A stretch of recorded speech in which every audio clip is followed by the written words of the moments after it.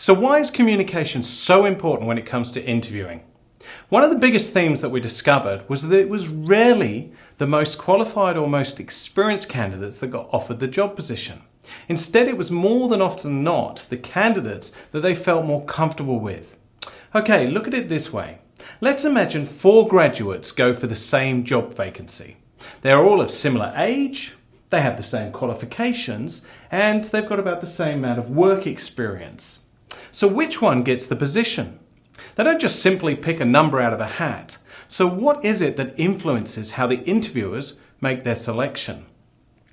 Now, it was from the answers to this question that helped us to create the structure of this course so that we could achieve these same outcomes. When I asked the interviewers why they selected a particular candidate, they would respond with answers such as it was someone they felt who spoke their language, answered in a certain way that made sense to them, or they related to the candidate in some way or another, or felt that they would be a good fit for the position, the team, the clients, and the company, and so on. And these answers are related to the confidence that they had in the candidate.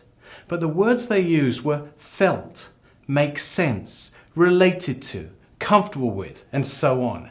And this is the point that I'm trying to get across, because it had nothing to do really with their experience and their qualifications. Yes, these areas do count, but it's the softer opinions of someone, how they felt about the candidate, that more than often not meant they were offered the position.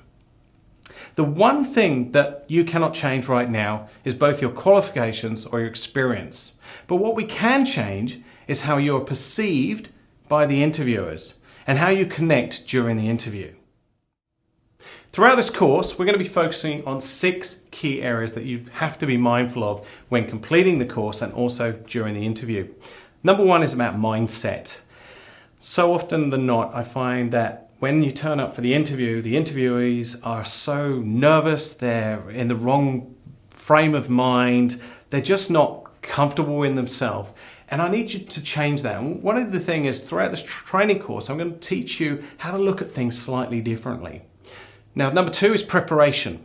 It is imperative that we prepare for a meeting. It's not just about preparing how to get there and what time and where the parking is, etc. It's really about preparing yourself by understanding the client, going onto their website, looking at the history of what they've done. And also, we're going to talk about interviewing, finding out who the interviewers are themselves and the importance of that. Selling yourself. I am dismayed when I sit on interview panels. This is your chance. This really is your chance to sell yourself. And often I say to people, hey, tell us, something positive about yourself. Tell us what you're good at. And they say, oh, I don't like to sell myself. Well, this is your chance. The interviewers want to hear this. They want to be sold to. They want to know that they've chosen the right person who will fit in and such like. So you need to sell yourself. So we're really going to focus on that as well. Filling the gap. Now, one of the key points and the ways I've helped people to do this is that I want to change your way of thinking about going for an interview. A lot of people say, oh, well, I need a job, or I want a promotion, or I want to work in this field. And I want you to look at it a different way. I want you to turn around and think, I'm going for a job with this company, but this company is advertising this position for one reason. They have a problem. For example, let's say they're advertising for a sales manager. Why are they advertising for a sales manager? Because they don't have one. They need somebody who's going to take over this problem they've got. Someone who can manage all the people, who can do the sales figures, reporting in the meetings. Yeah, makes sense. Now, guess what? You're the person who's going to fill that problem. So when you go into an interview, stop thinking about what you want and think about how can you help this company? What is the problem they've got and how can you help them? The next thing's about fitting in. It's really important. Often we look at the culture. If you imagine a company like Virgin, and Virgin go for sort of outgoing, fun people who make sure that the customer is number one.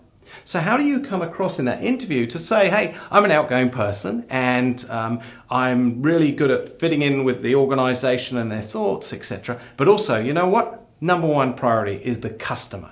Customer's always right, they get the best service, the best experience, etc. Point 5 is about communication.